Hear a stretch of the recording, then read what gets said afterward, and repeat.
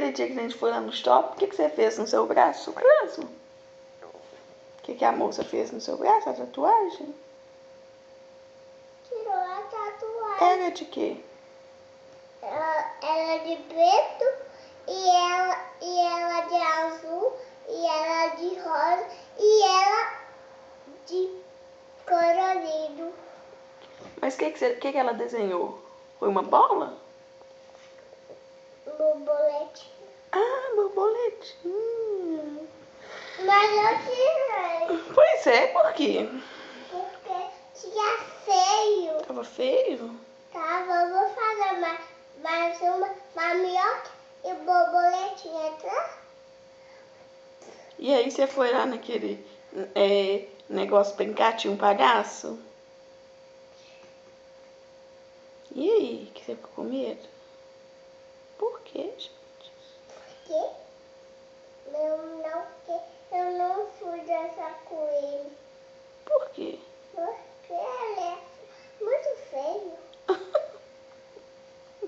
E aí, você abraçou a moça?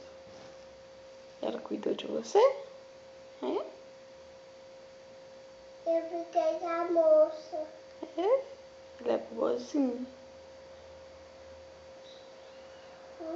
Eu acho que o meu pai tá chegando. Ah não, papai foi trabalhar, daqui a pouco vai a gente. Eu vou trabalhar e você vai pra onde? O que será que vai ter lá hoje que é legal? Não sei. Ontem teve o que mesmo? Eu coloquei meu chinelo. Essa meia.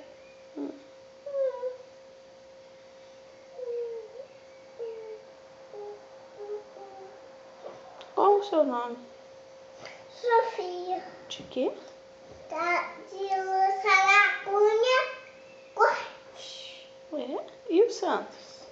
Santos. Saracunha. Então tá, tchau. Tchau. Beijo. Me liga.